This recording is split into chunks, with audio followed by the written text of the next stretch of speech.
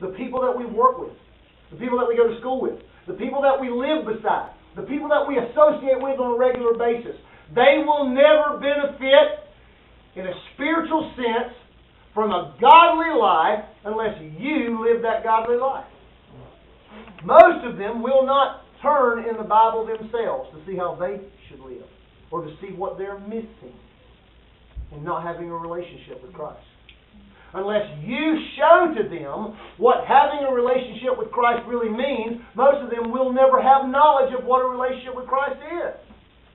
And sadly, you will be held accountable,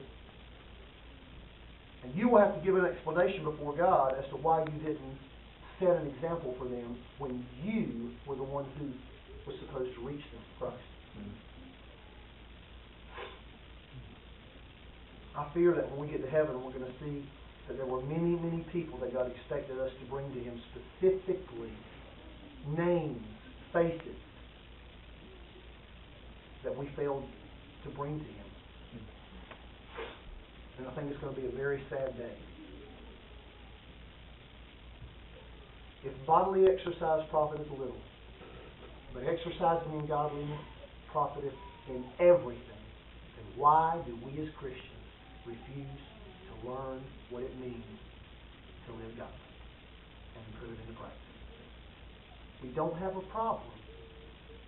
When it's time for us to lose weight, we've been convicted about it, and we know we need to lose weight, we don't have a problem going ahead and diving into the type of diet plan we want to live by.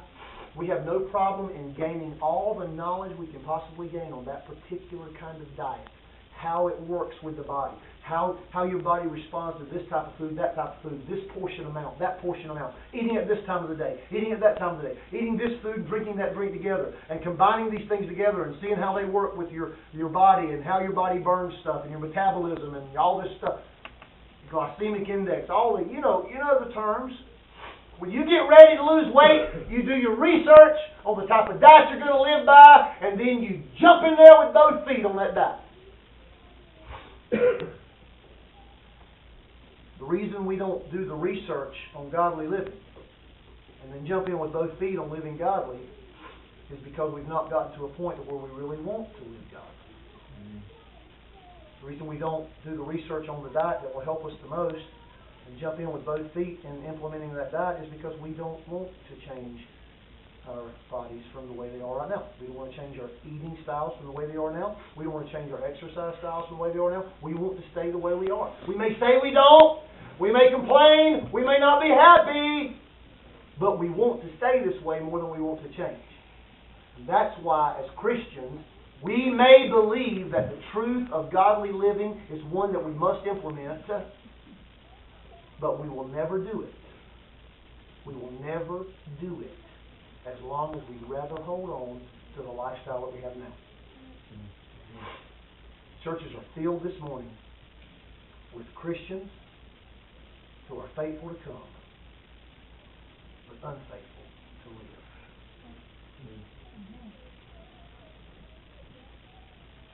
They're faithful to put themselves in front of the preaching. They're faithful to give. They're faithful to be a part. They're faithful to teach. They're faithful to help. But they're unfaithful when it comes to the daily exercise of godly living. It's just too much for them. I like my lifestyle too much to learn what godliness really means. Because once I learn what it means, I'm going to be held accountable for it. And God's going to judge me based on my knowledge of it. So as long as I'm ignorant, I'm okay. That is the wrong philosophy to take, people. As a Christian, we strive to gain as much knowledge on a daily basis as we possibly can, and then expect God to hold us accountable for the knowledge we've gained. That's where growth comes. Why in the world would you want a bunch of Christians that are experiencing and displaying nothing but atrophy in their lives? Because they never, ever, ever get any exercise, nutrition, or experience any growth. And they're just there. Crippled, weak, feeble Christians. Christian in name only. It's hard. I told you this principle is just, it's so right there and so easy to believe and so hard to live. And I don't have any answers. I will tell you this in closing. If you want to bench press 300 pounds, you're going to make a plan and be ready to work on a regular, consistent basis.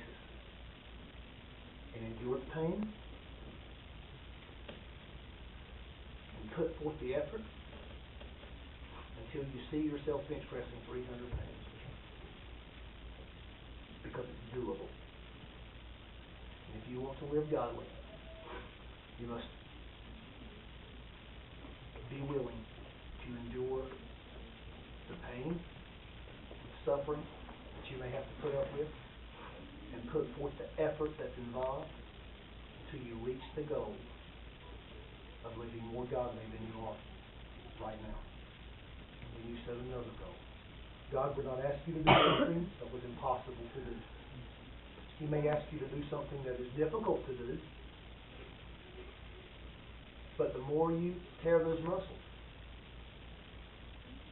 and the stronger they become when they grow back together, when they build up, the easier it is for you to lift heavier weights. And the more godly you become, the easier it will be to become more godly. I've never worked out with anybody who stayed with it, who set a goal and stayed with it. I've never worked out with anybody who, once they got halfway to their goal, realized it was too hard. It's just the opposite. When a person gets halfway to their goal, they're even more motivated to attain that goal, and it's even easier to take the next step in that goal process because they've seen results. As a Christian, when we see results from our godly living, we will want to live godly again, and even more so. If you don't understand what it means, it's because you haven't got the instruction on it. And that's okay. But my encouragement to you today would be, get instruction, starting today, on what godly living is all about. Read this book. Ask God to show you what He wants from you so that you can daily exercise in godliness. And as you experience the tearing of your spiritual muscles and the trying and the effort that you have to put forth to grow, don't give up. Say, God, give me the nourishment I need so that these spiritual muscles can rebuild even stronger than they were before and make me the Christian I'm supposed to be. God-like. Christ-like. Let me learn of Him. Let me take His yoke upon me. Let me be like Jesus. That should be the prayer of every Christian, but it's not. And if it is, it's a false prayer. It's a prayer it's lip service. It's just being said. It's not being implemented. If our desire is to really be like Jesus, we will have to endure some tearing of our muscles and some pain. And that's my prayer for you. That's my prayer for me. That I'll experience some spiritual growth and have a desire to see